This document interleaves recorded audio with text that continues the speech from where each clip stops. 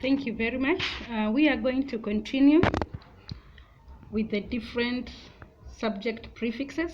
Advanced class, remember, I had started looking at we had looked at the subject prefixes. I had looked at the subject prefixes in the you/our noun class. And remember, I had told you the subject prefixes, the you/our noun class has 3 persons. So even the subject prefixes takes the 3 persons. We have the ni, for instance, that marks the first person singular, and the plural is two. That's the first person plural. We have the u that marks the second person singular, and the mu marks the second person plural. We have a marks the first person, the third person singular, that's he or she, and wa marks the third person plural, that's they. We had looked at the object infixes. I had introduced object infixes, and we are going to look at the object infixes in UE noun class. We had looked at the object infix in the you/our noun class. Don't forget the you/our noun class are names of people, but the UE noun class are things. So things, the subject prefix takes it, and then the plural is them. So we are going to look at the object infix of the UE noun class. These are just things. I told you UE noun class has nouns like, for example, muti, miti, mpaipai, mipaipai, mumea, mimea, mkono, mikono. You have a list of all these nouns in my book.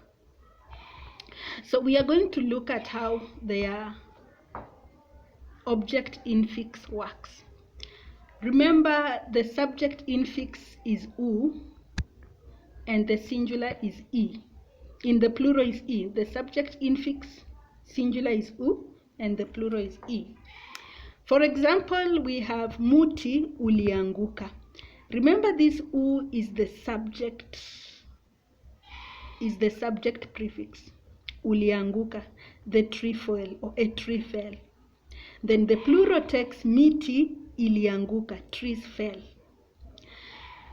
When you are looking at the object infix, I'm looking at this one here, the inside, the u is inside. Niliona, I saw it.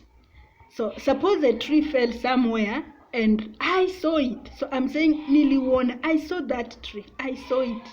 And the plural will take tuliona. We saw it, we saw them, tuliona. And then the second person here, this is another example, uliona, you saw it. So this u, you saw it, the tree that fell. Then muliona, you saw them. Mu, remember, you. Then aliona, he saw it, the tree that fell. Waliona, they saw them. This is the plural. Another example is here. Mpaipai ulikatwa. A pawpaw tree was cut. The plural is mipaipai ilikatwa. Pawpaw trees were cut. Remember, the subject prefix is u, and the plural is e. So if you are asking if you saw it, niliona, I saw it. I saw that tree that was cut down. So niliuona, I saw it. And then the plural takes tuliukata, sorry, niliukata is I cut it. So assuming that it's me that cut that tree, it takes niliukata, I cut that tree. And then the plural will take tuliikata, we cut them.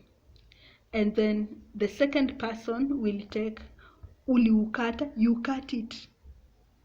And the plural will take muliikata, you cut them. Aliukata, he or she cut it. Waliikata, they cut them. So this is how you just play with it. You play with it like this. I'm sure at the end of it you'll be there. You'll have gotten it very well. I want to leave you an exercise to help you practice more on this. I want you to try and write the plurals, write the different tenses. This is, remember my sentences are in the past tense. I want you to try and write all these sentences in the remaining tenses. Remember in Kiswahili we have the present tense which is marked by na, that's wakati uliopo. Then we have the past tense is marked by li, and it's the one I've used in my sentences. Then we have the past participle, that's the hali timilifu, it's marked by me. Then we have the wakati ujao, that's the future tense, which is marked by ta. I want you to try and write these sentences in all tenses and write their plurals. I will look at the work later. Thank you very much for listening to me.